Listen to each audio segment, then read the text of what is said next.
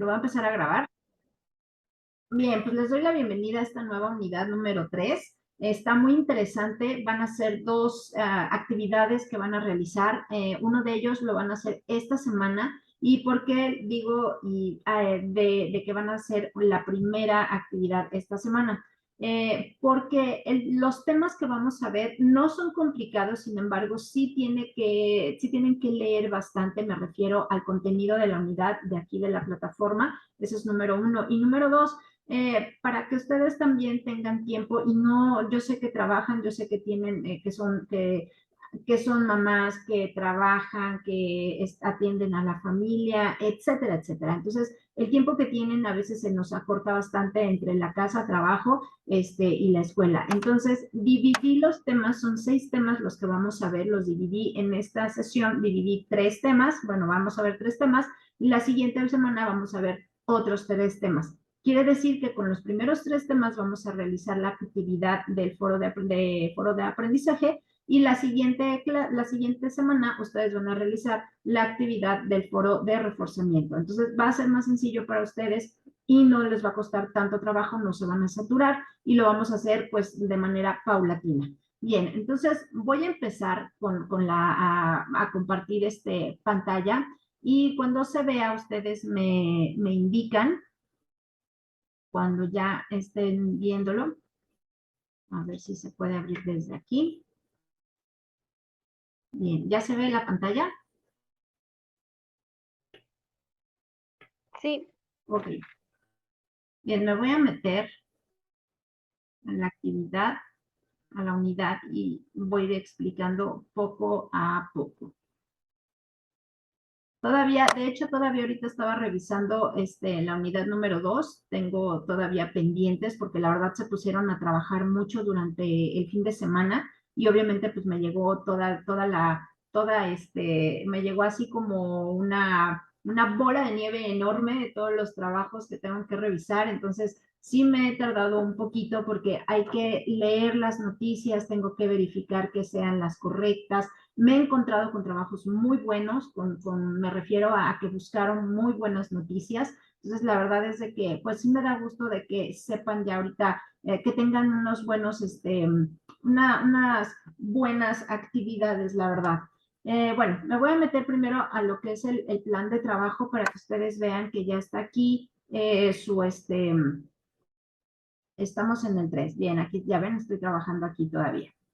Bueno, aquí no tengo ninguna visita ni nada, pero les voy a enseñar que aquí está dividido. Es que les quería enseñar 2 cosas. Una, los temas que vamos a ver. Nosotros ahorita, el día de hoy, vamos a ver enfoque cuantitativo de investigación en las ciencias sociales, relevancia y rasgos. Enfoque cualitativo, igual, relevancia y rasgos. Y técnicas cualitativas de recolección de información. Lo voy a dejar a un ladito y me voy a ir a lo que significa la investigación mixta que abarca estos 2 temas. Este es más sencillo y conforme vamos trabajando ahorita estos temas, pues vamos a ver esta parte, ¿no? Ya vamos a profundizar la siguiente semana con otras cosas. Estos temas los voy a dejar para el siguiente miércoles, que es la investigación cualitativa. Esto también lo vamos a ver ahorita. Los tipos de fuentes, estos sí los voy a dejar.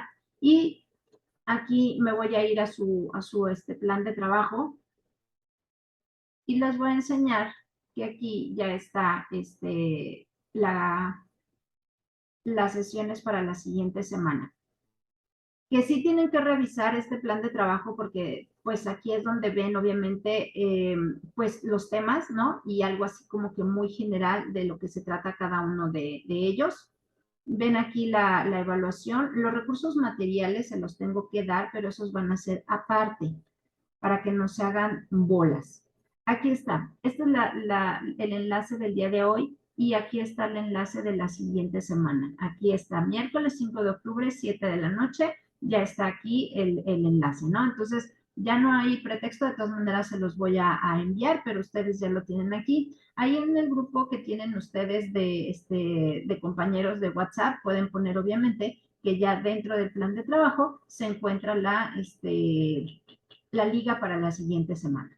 Bueno, me voy a salir de aquí y voy a empezar con lo que es los temas relevantes de los que vamos a ver en esta actividad, en esta unidad. Bueno, una de las cosas más importantes es decirles que dentro de la metodología de las ciencias sociales existen estos tres tipos, pero los principales son el método cuantitativo y el método cualitativo de investigación.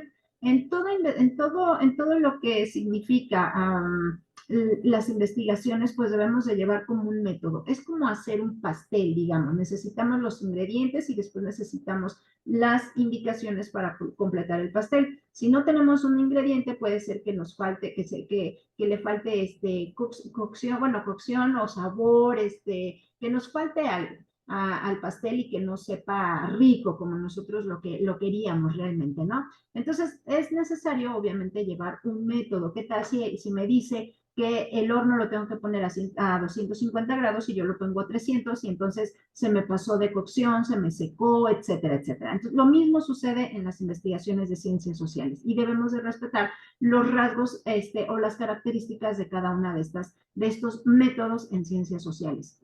El enfoque cuantitativo, y voy a irme a lo que es el contenido de la unidad para poderlo explicar de mejor manera.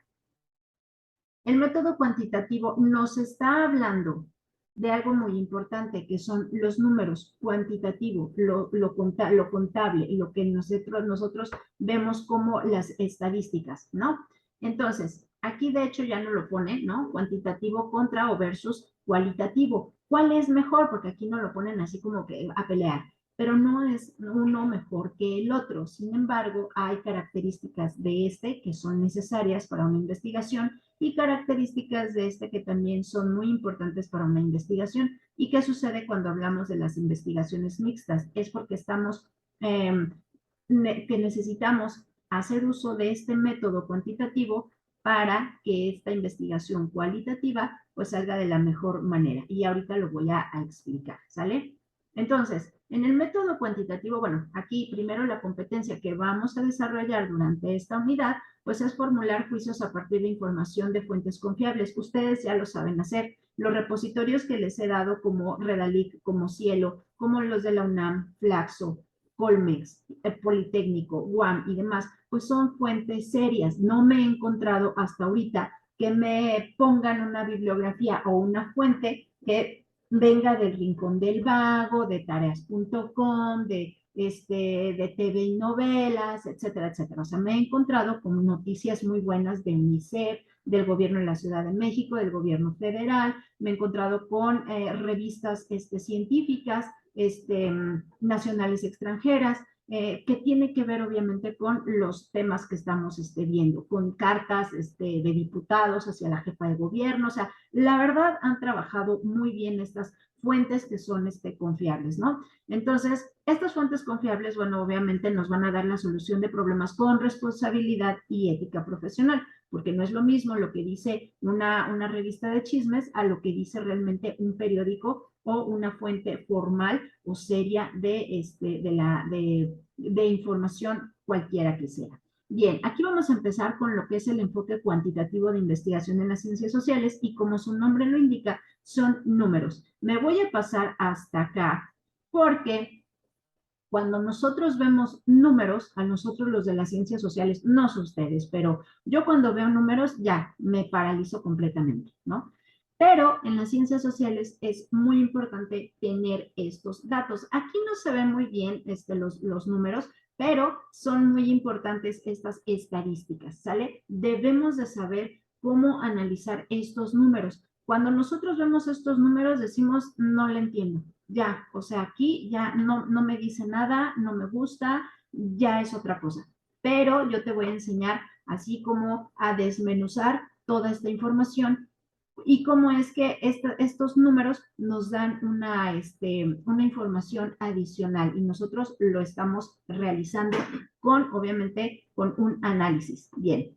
Hola Fernanda, buenas tardes, ¿cómo estás? Apenas anda conectando. Bueno, eh, aquí me dice, población de 14 años y más por sexo, condición de afiliación y tipo de institución, según condiciones de actividades económicas y de ocupación.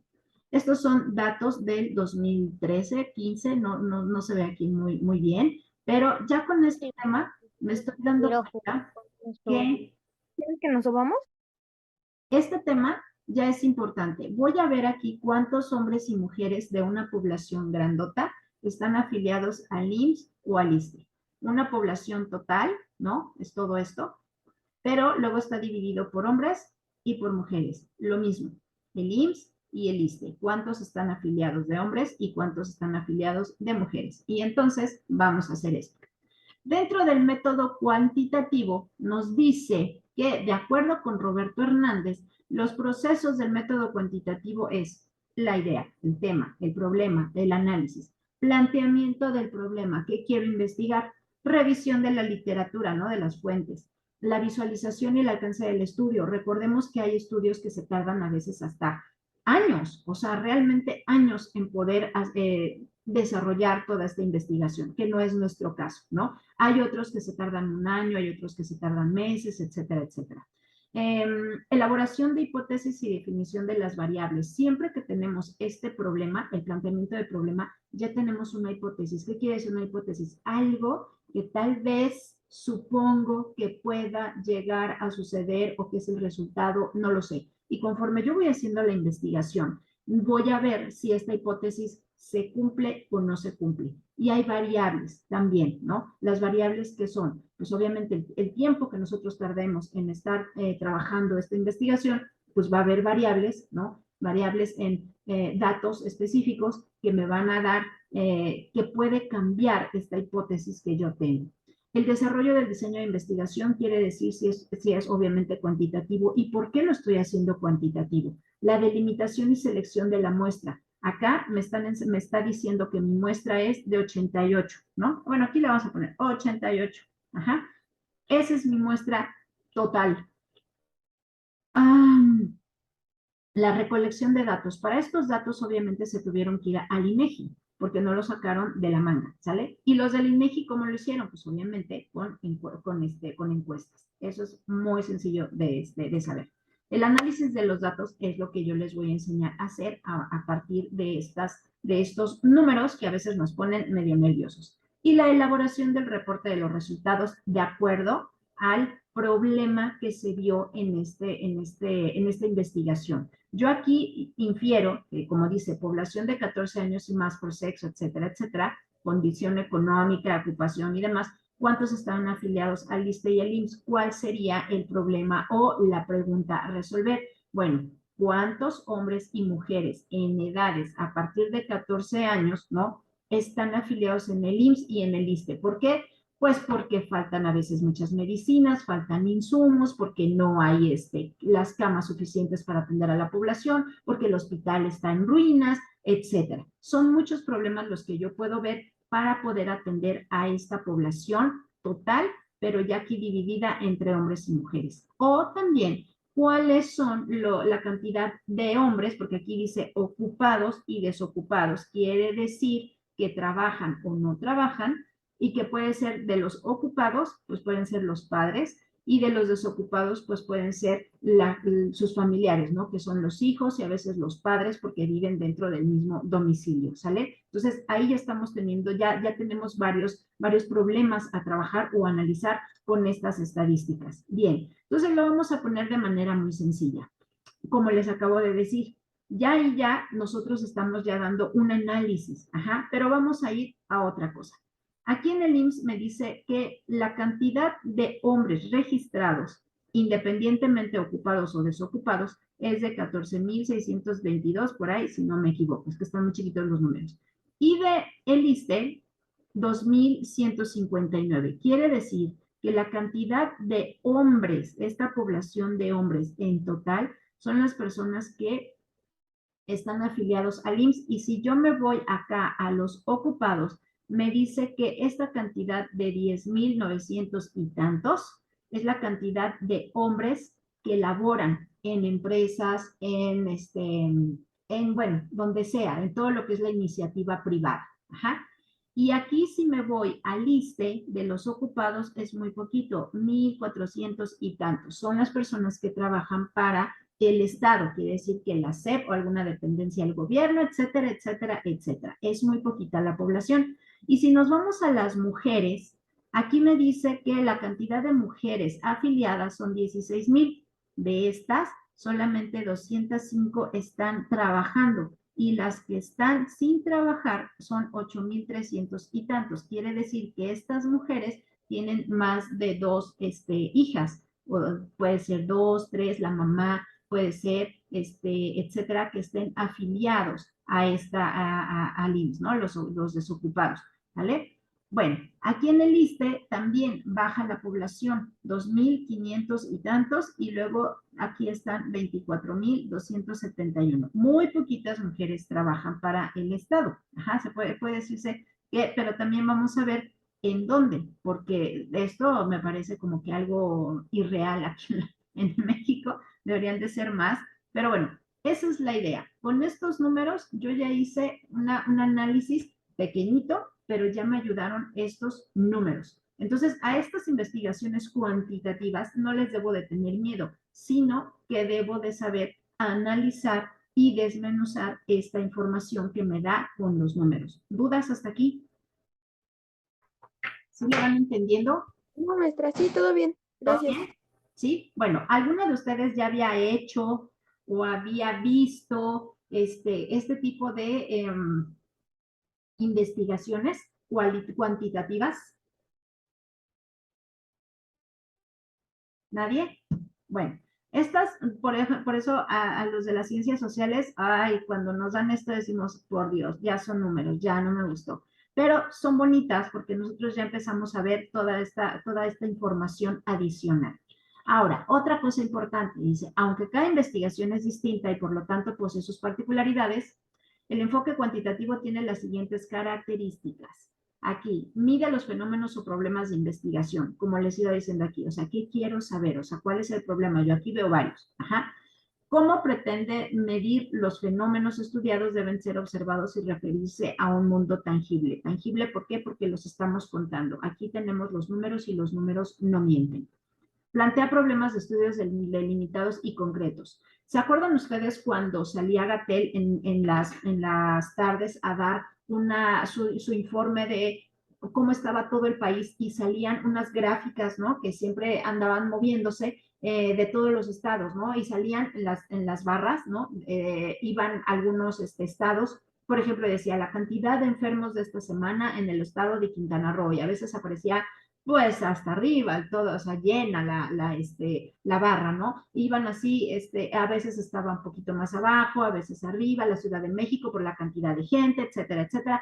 Todas esas estadísticas, pues obviamente, y mediciones las hacen matemáticos que se dedican a toda esta parte que a nosotros los de las ciencias sociales también nos dedicamos, sin embargo, nos dedicamos un poquito menos. Hay quien sí le gustan las matemáticas en las ciencias sociales, a mí la verdad es de que no, y yo prefiero mejor el análisis. Ya dame todos los números y yo te lo analizo. A ver, ¿qué necesitas? ¿Qué quieres? Yo lo analizo. Eso es a mí lo que me gusta.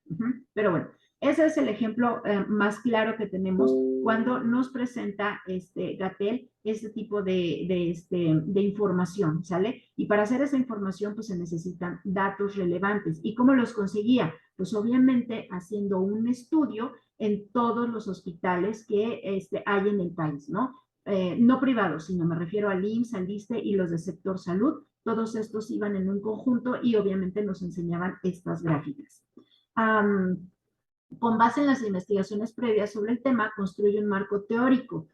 Este marco teórico se tiene que hacer directamente de investigaciones cualitativas. Ajá, no se pueden hacer así solitas. ¿Cuál es el marco teórico? Pues la teoría que nosotros necesitamos para poder analizar estos datos, del cual deriva una o varias hipótesis que se someten a prueba. ¿Se cumple o no se cumple? Se confía en la experimentación en las pruebas de causalidad, causa-efecto. Si algo ocurre, ¿no? Por ejemplo, si en esta temporada invernal la gente no se vacuna contra influenza, pues obviamente se va a enfermar. Esa es mi hipótesis. ¿Qué tal si no se cumple o qué tal si sí se cumple, ¿no? Entonces, eso es por si algo sucede. Ahorita, por ejemplo, estaban diciendo que ya llegaron a México no sé cuántas cantidades de vacunas sobre la influenza y que si los niños menores de 5 años hay que vacunarlos, las personas que tienen alguna enfermedad como hipertensión, diabetes, o sea, que tienen alguna enfermedad pues ya degenerativa, delicada, pues hay que vacunarse porque ellos de una gripita, pues se les puede convertir en un gripón y después los lleva al hospital, ¿no? Entonces, eso es la causalidad, el invierno, ¿sale? Ya las épocas invernales, eso es causa-efecto, se van a enfermar más. Luego, se pretende que la investigación cuantitativa sea objetiva, de que los valores, creencias, intereses y prejuicios de investigación no influya. Quiere decir que yo no tengo por qué decir que la gente que no se vacuna es la gente más irresponsable y que quiere que todos nos estemos enfermando. Yo no puedo hacer un juicio de valor, no puedo hacer eso. ¿Qué es lo que tengo que hacer? Pues lo tengo que hacer de una manera más profesional en decir, bueno, mejor vacúnese para que no los demás no nos vayamos a enfermar y es necesario que todas las vacunas las tengan todas las personas, sobre todo los niños, ¿no? Había un caso, por ejemplo, salió en las noticias hace poquito sobre la vacuna de la poliomielitis, que es la BCG, me parece, pero estaban diciendo que bueno, me sorprendió la noticia, ¿por qué? Porque muchos papás actualmente son antivacunas y esta enfermedad de la poliomielitis en México estaba erradicada ya desde hace muchísimos años. Ejemplo, yo tengo 47 años. Cuando yo era todavía niña, que yo tenía como unos 6 años, 5 años, todavía se veía en las calles o en las escuelas a niños con poliomielitis. ¿Qué quiere decir esto? Que la enfermedad no estaba erradicada al 100%.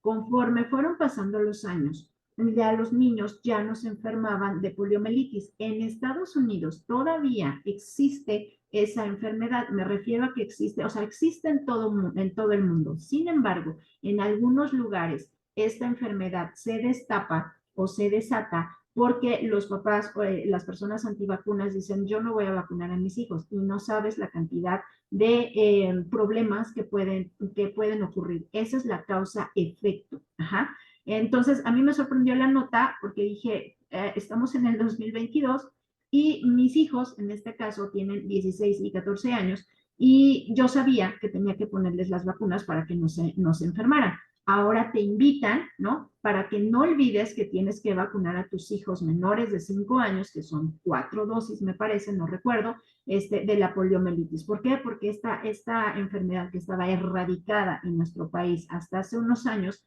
en el 2000 no sé qué cosa, creo que en el 2009, hubo un caso de un niño, no en la Ciudad de México, sino en el interior del país, que tuvo poliomielitis. Y de ese caso se puede ir como regadero de pólvora. Entonces te invitan a que por favor vacunes a los niños, ¿no? Entonces no puedes hacer esos prejuicios. Un investigador de ciencias sociales no puede decirle, no puede acusar así de, señoras, ustedes vacunen a sus hijos. No, sino lo tienes que hacer de otra forma, ¿sale? ¿Hasta aquí va bien? ¿Sí? Bueno, entonces, bueno, aquí el método es un patrón predecible y estructurado porque estamos hablando de números. 2 y 2 son 4 y no cambia. Punto. Se integran generalidades los resultados, construir leyes universales. Puede ser que esto que estamos viendo aquí, o lo de el COVID y todo eso, pues obviamente se construyen leyes universales para poder, esto me lo da, los números me dan esta parte.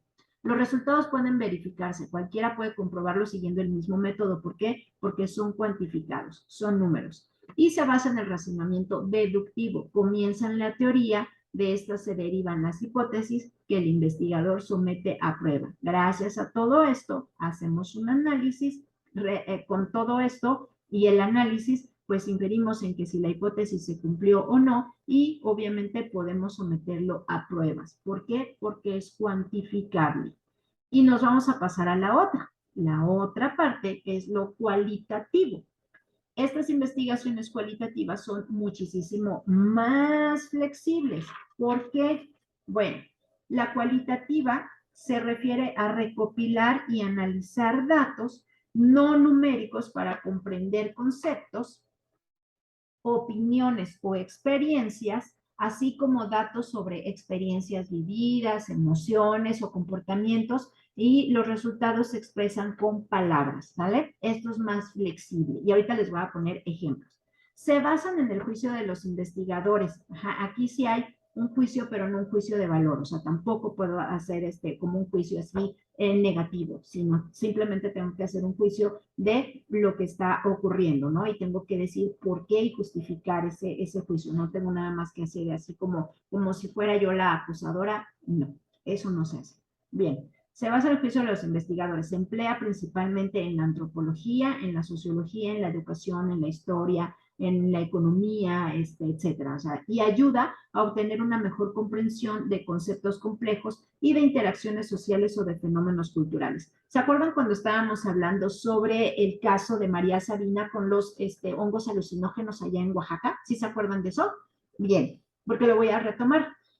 Cuando los antropólogos fueron, los norteamericanos y también los mexicanos fueron a hacer estos diferentes estudios sobre el conocimiento que María Sabina tenía sobre los hongos alucinógenos, la perspectiva de cada uno cambia, porque el antropólogo se dedica a ver toda la parte cultural, social, tradicional, que los sociólogos lo vemos de diferente manera. Nosotros vemos el por qué, o sea, esta señora fue tan importante y vemos su repercusión en la sociedad. Ajá.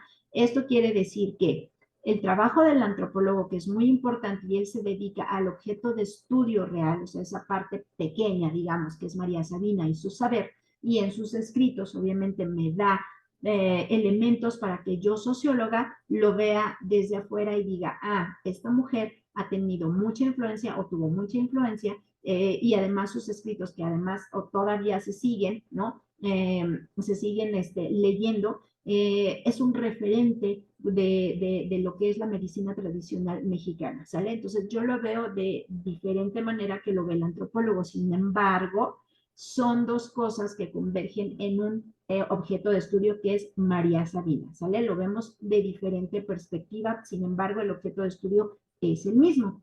Entonces, aquí vemos que las herramientas que nosotros los investigadores sociales utilizamos son muchas. Es entrevista, grupos focales, la observación, somos muy observadores, el análisis de documentos y la historia. Si nosotros en ciencias sociales no sabemos historia, estamos completamente perdidos y abandonados. ¿Por qué? Porque la historia nos da referentes enormes para poder investigar cualquier cosa que nosotros queramos, desde lo más simple hasta lo más complejo. ¿A ustedes les gusta la historia? A cualquier, bueno, que me digan sí o no. Sí, ¿Sí? ¿Anayeli también te gusta? Sí, ¿Sí? ¿Fernanda también te gusta la historia? sí. Bueno, la historia es muy importante y es muy bonita.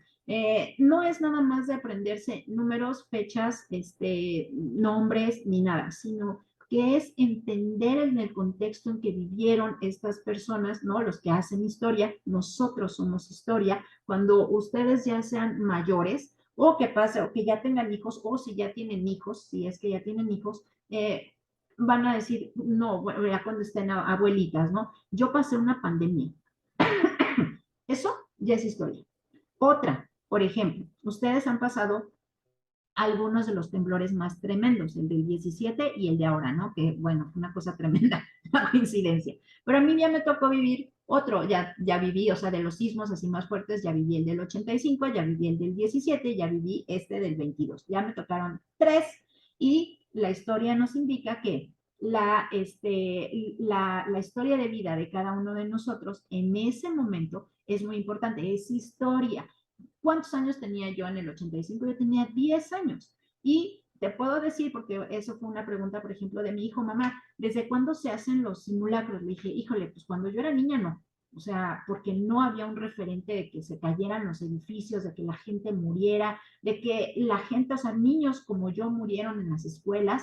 Se cayó una escuela ahí en Coyoacán, que se llama Instituto Cultural, que todavía existe. Ahora ya es mixto. Cuando yo era niña era de puras niñas, era de monjas.